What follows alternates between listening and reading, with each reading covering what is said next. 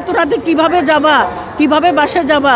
Madam কিছু হবে না, আমরা যাব আপনার জন্য। আপনি আসেন, আপনি থাকতে পারবেন, আমরা পারবো না? গুলশান অফিসে যখন উনি বসতেন রাতের 2:30 পর্যন্ত এ দেশের কাজের জন্য, এ দেশের গণতন্ত্রের জন্য উনি যখন বসতেন। কোকো ও শিয়া বাটারের ইউনিক কম্বিনেশনে তৈরি Natura expert care body lotion স্কিনের ড্যামেজ হিল করে, ত্বক রাখে সফট ও ময়শ্চারাইজ। লুকিয়ে আর কতদিন? Bye bye damage skin. উনি যখন সিঁড়ি দিয়ে, আমরা 2:30 পর্যন্তই ওনার সাথে থাকতাম, উনি যখন সিঁড়ি দিয়ে নামতেন, নেমে বলতেন তোমরা এখনো আছো?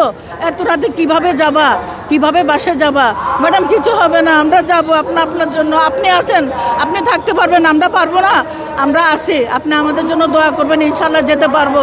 আমাদের সাথে আরও নেত্রীরা ছিলেন, কেন্দ্রীয় নেত্রীরা আফরোজা আব্বাস এবং সুলতানা আহমেদ, ওনারাও ছিলেন, এবং আমার মা পেয়ারা মুস্তফা ওনারাও ছিলেন। আমরা সবাই খালেদা জিয়ার সাথে ছিলাম।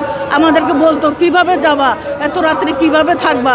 এবং যখন হাজিরা দিতে যেত, আমরা ভ্যান ধরে দাঁড়াতাম, ওনার বলতো তোমরা ব্যথা পাবা, তোমাদের গায়ের মধ্যে গাড়ি লাগবে।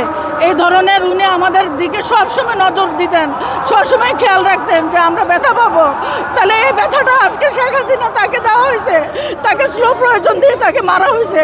যে মা নাকি হেঁটে হেঁটে গাড়িতে উঠে সে পরিত্যক্ত একটা জেলের মধ্যে তাকে রাখা হয়েছে, সেই জেলের মধ্যে রেখে তাকে স্লো প্রয়োজন দিয়ে তাকে বিষক্রিয়া করে তাকে আস্তে আস্তে তার দেহের প্রত্যেকটা জিনিস নষ্ট করে দিছে। এই শেখ হাসিনার বিচার চাই। আর কি বলবো, আজকে আমাদের 18 কোটি রক্ত দিয়ে কোনোদিনও না, 100 কোটি বছরও খালেদা জিয়ার অভাব পূরণ হবে না। উনি আমাদের একটাই কথা, জনাব ইউনূস স্যারের কাছে খুনি হাসিনার বিচার চাই।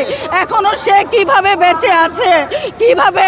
স্যার আপনি ওনাকে এনে তাড়াতাড়ি ওনাকে ফাঁসি দেন, ওনার ফাঁসি চাই। আমরা সন্তানেরা এতিম হয়েছে, আমাদের ভারপ্রাপ্ত চেয়ারম্যান তারেক রহমান এতিম হয়েছে।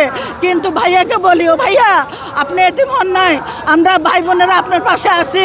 আমার মায়ের স্বপ্ন বাস্তবায়ন করব আপনার পাশে থেকে সম্মানের সহিত, এবং আল্লাহর কাছে দোয়া করি আপনারা সবাই আমার মায়ের জন্য দোয়া করবেন। আপনারা সবাই আল্লাহ তাআলা যেন ওনার বেহেশত নসিব করে, এবং আল্লাহ তাআলা যেন ওনার বেহেশতের উচ্চ মকাম দান করে।